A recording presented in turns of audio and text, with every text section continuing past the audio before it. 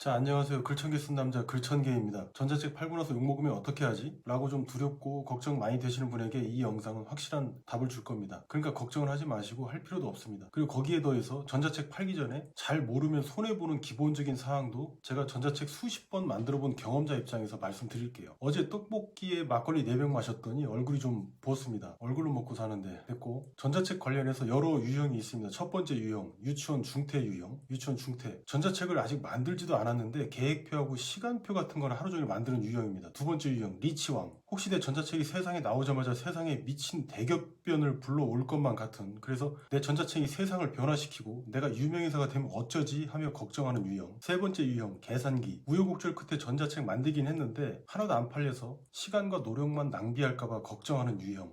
네 번째 유형, 메멘토. 자기가 써놓고 자기도 모르는 유형. 다섯 번째 유형, 회장님. 전자책만 실컷 사서 보고 실천은 안 하는 유형. 이 유형은 전자책 맛집만 찾아다녀요. 판매자한테 최고로 도움되는 유형이겠죠. 네, 물론 웃자고 한 소리고, 전자책 출시해봐야 아무도 사지 않고요. 세상이 변할 일도 없고 말 그대로 아무 일도 생기지 않으니까 자신있게 전자책 만들어서 파시면 됩니다. 유명인을 제외하고는. 이게 기본이에요. 우리는 전자책 만들고 판매하기 전에 내가 만든 전자책이 정말 상대방한테 도움이 되긴 하는 걸까, 이런 양심적인 고민, 욕먹으면 어쩌지 라고 하는 걱정을 많이 해요. 이건 일반인만 하는 어떤 특별한 걱정이 아닙니다. 세기의 천재, 우리가 잘 아는 아인슈타인도 자신이 온갖 명예로운 대우를 받는 거에 대해서 사기꾼이 된 것 같다고 고민했을 정도예요. 아인슈타인도. 일반적인 사람이나 엄청난 천재나 고민은 다 똑같이 한다는 그 사실이 있다는 겁니다. 이 부분에서 걱정이 많으신 분은 잭 내셔 교수가 쓴 어떻게 능력을 보여줄 것인가 라는 책 읽어보시면 상당히 도움이 될 거예요.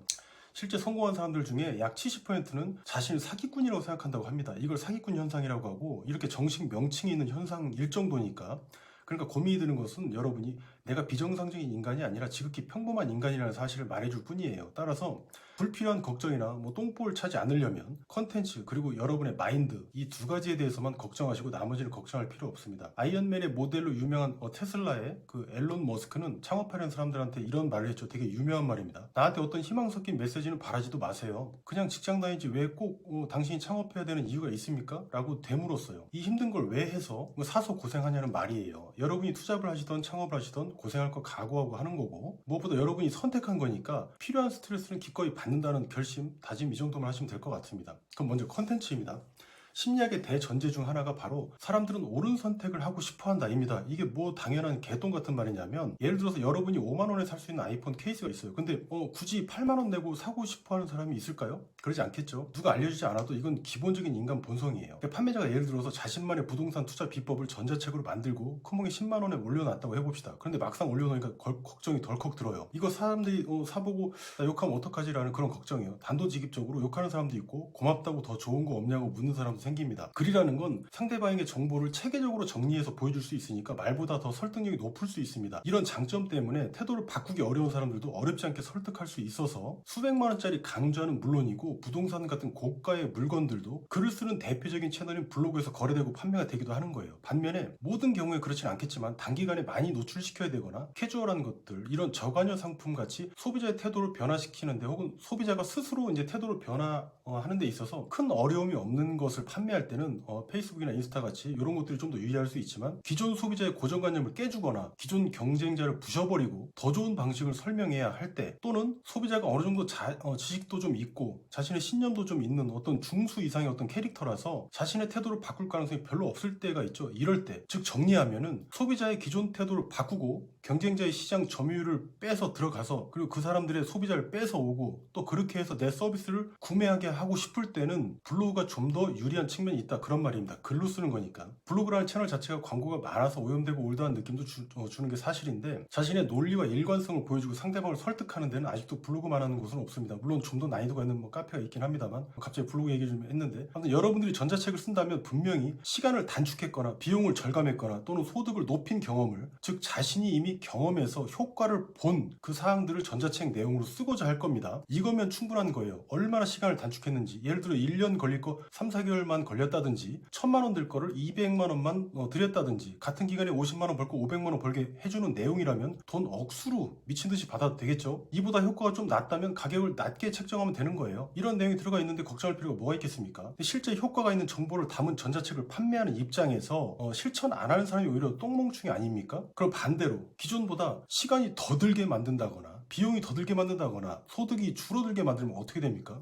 이건 판매자가 똥멍충이에요. 그러니까 싸대기는 아니어도 좋은 평을 듣기 힘들 겁니다. 사업을 지속할 수가 없겠죠. 근데 전자책은 글로 쓰는 것이고 글에는 필연적으로 이런 문제가 있어요. 여러분이 아무리 전달력 좋게 써도 독자 입장에서는 여러분의 전자책 속 그 안에 있는 글을 통해서 50에서 60%밖에는 전달되지 않을 수 있다는 겁니다. 전자책 저자 입장에서는 속상한 일이죠. 그래서 최대한 설마 이것도 모를까 싶을 정도로 써주시면 좋습니다. 특히 왕초보를 대상으로 하는 전자책이라면 특히 그렇죠. 좋은 컨텐츠임에도 불구하고 상대방이 이해하지 못하는 속상하고 억울한 이런 현상은 두 가지 원인이 있는데, 잘 아시다시피 먼저 지식의 저주라는 게 있어요. 자신이 아는 내용은 상대방도 잘 안다고 착각하는 현상을 말하는데, 자기가 몰랐던 시절은 기억하지 못하고 한번 알게 되면 그러니까 선을 넘으면 다시는 예전 단계로 돌아갈 수 없는 무서운 현상이에요. 이게 부모 자식 간의 갈등도 여기서 생겨나죠. 자기도 어렸을 때가 있었는데 막 자식만. 그리고 지금 여자친구랑 와이프랑 혹시 헤어질 생각이 있는 분이라면 운전 가르치라고 하지 않습니까? 본인도 운전 덜덜 떨면서 이제 거지같이 빌빌대던 시절이 있었는데 상대방한테는 막말해요. 초보자라고. 사실 막말하고 소리치는 이유는 내가 죽을 것 같으니까. 브레이크랑 악셀도 구분 못하는 운전자가 운전하는 이 차를 더 타고 가고 있다가는 내가 요단강 건널 것 같으니까 무서워서 그런 거예요. 그러니까 운전자가 정말 미워서는 아닙니다. 그러니까 헤어지진 마시고요. 초등학생이 하는 말은 이해하기가 쉬운데 교수님이나 학자분들이 이야기를 하는 건 이해하기 어려운 이유가 바로 여기에 있어요. 이런 게 지식의 저주입니다. 두 번째는 지식의 유형 때문에 이런 일이 벌어지는데, 지식에는 암묵 지식과 형태 지식이라는 게 있어요. 이 두 가지가 있습니다. 크게는 자전거 타는 걸 주둥이나 글로 설명하는 건 불가능해요. 반면에 1 플러스 1이 2라는 사실은 글로도 충분히 가르쳐 줄 수 있죠. 학습과 경험으로 체화돼서 겉으로 드러나지 않고 언어나 문자로 표현하기 어려운 지식을 우리는 암묵 지식이라고 하고, 자전거 타기나 앞서 이야기한 운전 같은 게 여기에 속합니다. 서울대 의대 간 학생 공부 비법 맨날 책 사고 뭐 쫓아서 똑같이 해봐야 같은 성적이 나지 않는 이유예요. 그러니까 여러분이 쓰는 전자책 내용도 암묵지와 형식지가 섞여 있어서 어떤 부분은 전달력이 좋고 어떤 부분은 그렇지 않은 겁니다. 판매자는 이 정도 상황은 예상을 하고 있어야 돼요.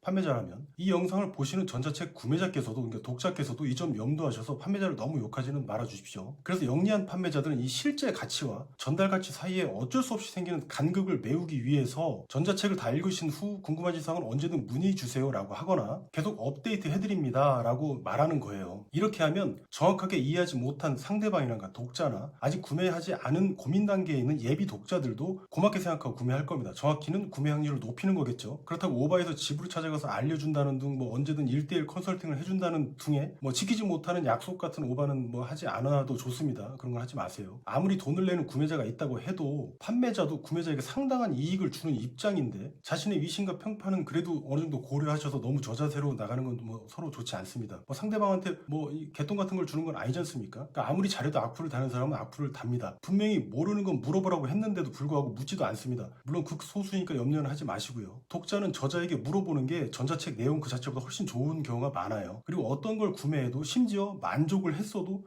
죽어라고 나쁜 댓글 다는 사람도 아주 가끔 있어요. 따라서 극소수니까 꿈을 포기하지 마시라, 그런 이야기입니다. 어쨌든 이 부분에 대한 해결책은 제 전 영상들에서 말씀을 드렸고요. 곧 구독자분들께 나눠드릴 전자책도 거의 완성이 돼가고 있는데 거기에도 세세하게 써놨으니까 걱정 마시고, 그러니까 구독 안 하셨으면 꼭 구독하셔야겠죠. 구독? 되게 80%에 해당하는 초보자분들은 도움됐다고 좋은 평을 잘 남겨줍니다. 근데 잡지식은 엄청나게 많은데 성과는 보지 못한 자칭 학원비만 내는 지식 쇼퍼분들이 악플을 아주 가끔 다는 사례가 있으니까 참고로만 알아두십시오. 그래서 판매글에 본 전자책은 이런 사람들만 구매해 주세요, 또는 본 전자책은 이런 사람들은 절대 구매하지 말아주세요 라고 쓰고 사전에 미리 유저를 필터링 하는 거예요. 또 이제 고수만 사세요 라고 하면 중수나 하수 모두 삽니다. 그 전자책은. 왜? 고수가 볼 정도면 얼마나 좋다는 거야? 라는 마음에서요. 근데 초보만 보세요 라고 하면 중수나 고수 또는 별로 성과가 없는 지식 쇼퍼들은 냄새를 맡고 거의 사지 않습니다. 사실 목차만 봐도 무슨 내용인지 뻔히 알지 않습니까? 그분들 정도면. 이미 앞서서 이 부분에 대한 이야기도 많이 해온 것 같습니다만, 이제 두 번째, 판매자 마인드입니다. 사람들이 전자책을 사는 이유가 대체 뭘까요? 사람들은 중요한 사항에, 그리고 그 중요한 사항에 확신이 없을 때 바로 그때 돈을 씁니다. 반대로 중요하지 않거나 뻔한 상황에서 돈을 쓰는 사람은 없다는 거예요. 예를 들어서 2021년도 구정이 며칠인지, 코스트코 휴일이 언제인지, 스마트폰 싸게 사는 방법이 뭔지 이런 뻔한 정보에 돈을 쓰는 사람은 없다는 거예요. 다시 강조하지만 사람들은 중요한 사항에, 그리고 그 중요한 사항에 확신이 없을 때 바로 그때 돈을 쓴다는 겁니다. 구체적으로 지금 새로 출시한 제품이 있는데 목표 매출은 월 3천만 원이었어요. 그런데 웬걸? 매출이 300만 원도 안 되는 거예요. 이런 거지 같은 상황에서 어떤 마케팅이나 판매 전략을 써야 할지 모를 때 이런 중요하고 어려운 상황을 타개하고자 돈을 씁니다. 맞죠? 의대 들어가는데 10억도 쓸 여유가 있는 것과 같습니다. 의대 들어가는 건 굉장히 중요한 일이죠. 그런데 대다수 처음 전자책을 판매하는 예비 창업가가 뭐 대단한 노하우가 있겠습니까? 일단 자신이 가진 지식의 가치도 측정하기 힘들 거예요. 아직은 근데 이건 제가 조만간 다룰 내용이기도 해서 여기서는 패스를 하긴 하겠지만, 다만 앞서 말씀드렸다시피 구매자의 시간을 얼마나 줄여줬는지 또는 노력을 얼마나 줄여줬는지 비용을 얼마나 절감시켜줬는지 이 정도에 따라서 가치를 매기는 게 기본입니다. 다만 내가 가진 지식을 남들도 제공할 수 있기 때문에 여러분과 같은 분야에서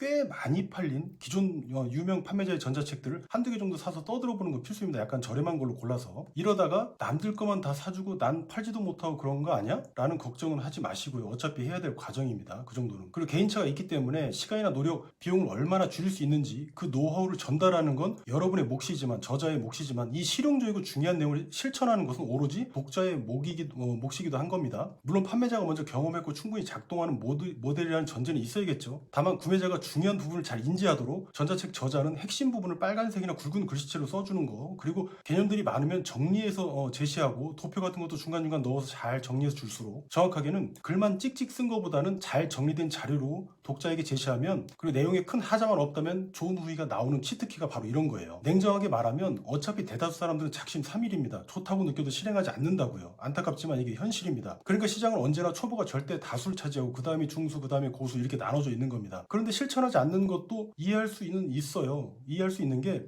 사실은 많은 사람들은 처지나 환경이 전부 달라요. 특히 비즈니스 이런 돈 버는 노하우는 정답이 정해져 있지 않습니다. 독자나 또는 전자책 저자 둘 다 적응하면서 해결을 해 나가야 될, 그러니까 적응적인 문제일 뿐이라는 겁니다. 여기서 마치 정답이 있는 것처럼 신기루만 찾아 헤매는 보물사냥꾼이 되면 안 됩니다. 보물은 오로지 실천 속에 숨어 있지 않습니까? 우리가 잘 알잖아요. 그리고 전자책 만들고 판매할 정도면 일정 수준은 훨씬 넘어선 겁니다. 그리고 전자책을 PDF로 제공하면 다른 사람들한테 마구 뿌리지 않을까 걱정하시는 분도 계신데, 사람들은 귀중한 건 절대 다른 사람들과 공유하거나 공짜로 풀지 않아요. 이건 사람들의 심리를 몰라서 하는 걱정일 뿐입니다. 오늘 처음 산 자동차가 있는데 이게 베스트 프렌드라고 베프라고 덥석 빌려주는 사람이 있습니까? 그러니 반대로 마구 뿌려지는 전자책이라면 그지 같은 걸 썼다는 반증이에요. 그러니까 어떤 측면으로 생각해도 고민할 필요는 없는 문제겠죠. 그러니까 질 좋은 컨텐츠에만 집중하시면 됩니다. 자, 그럼 오늘 크게 이제 두 가지를 말씀드렸는데, 첫째는 컨텐츠, 두 번째는 판매자, 즉 저자의 마인드였습니다. 제가 오늘 이야기한 내용도 구독자분들께 곧 무료로 배포할 전자책에